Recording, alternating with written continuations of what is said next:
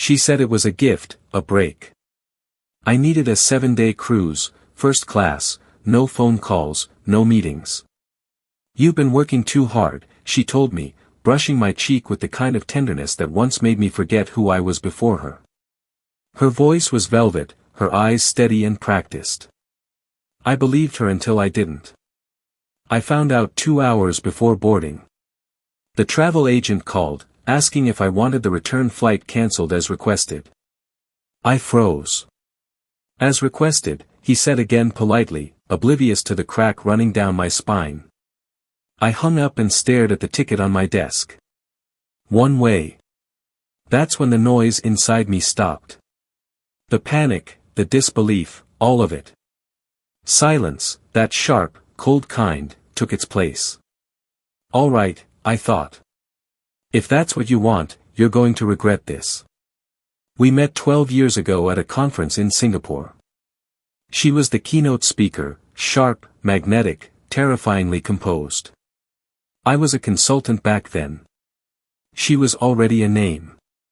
When she smiled at me during Q&A, I mistook calculation for interest. When she laughed at my nervous jokes, I mistook dominance for warmth. We built an empire together. Or rather, I built it, and she put her name on the door. She was the face. I was the backbone.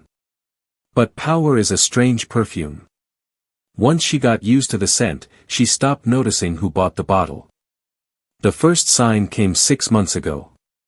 Her phone face down more often than not. Her meetings suddenly off-site. The laughter that used to start with me began somewhere else. Then the transfers started, small at first, then bolder. Company funds rerouted into a shell corporation under her maiden name, the same one she said she never used anymore. I traced it quietly. Every dollar, every signature. I didn't confront her. I documented. Then came the cruise. I packed the suitcase, smiled when she kissed me goodbye, and walked out the door like a good husband. But I didn't board the ship. I went home instead, watched her location ping from her office to a downtown hotel. Suite 1408. The same hotel we used to escape to when everything was still good. Poetic. I didn't storm in. I waited in the lobby cafe, nursing a black coffee and my own restraint. 2 hours later, they walked out, her and the CFO. My CFO. He looked nervous. She didn't. That told me everything about who planned what. I didn't follow them. Didn't need to. By then, I already had enough. Enough to bury them both in silence. The next morning, I called a friend, a lawyer who owed me.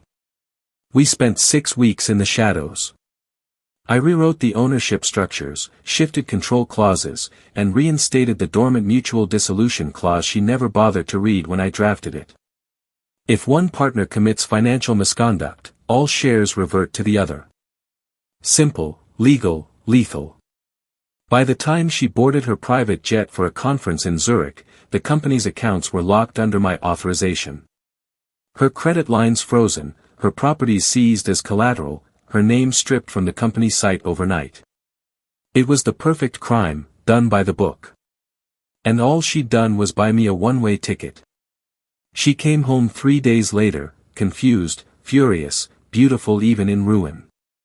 "What did you do?" she demanded, storming into the study. I looked up from the chair she used to call mine. "I just followed your lead," I said. "One-way trips, right?" Her jaw tightened. "You think you can destroy me?" I smiled. "You already did that. I'm just writing the ending." She tried threats first, then tears, then silence. But silence doesn't scare a man who's already lived inside it. When she realized I'd done it legally, irreversibly, she sank into the leather chair, the same one she'd sat in while signing away everything she thought she owned.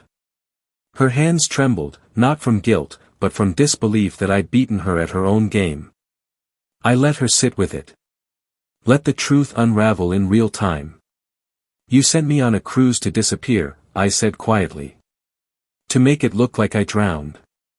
Maybe a storm, an accident, something clean. Her eyes flickered, just for a second. The tiniest confirmation. That was enough. I didn't drown, I said.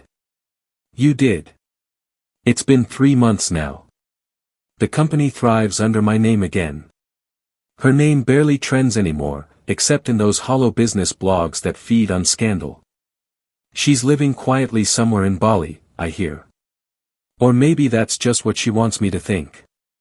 Either way, it doesn't matter. I'm not her ghost anymore. I'm the mirror she broke and couldn't glue back. Sometimes I look at that unused cruise ticket, framed now above my desk. The ink's faded, but the destination's still clear. One way. She meant it as an ending. I made it a beginning. And that's the thing about betrayal, you can only bury a man once. After that, he learns how to dig.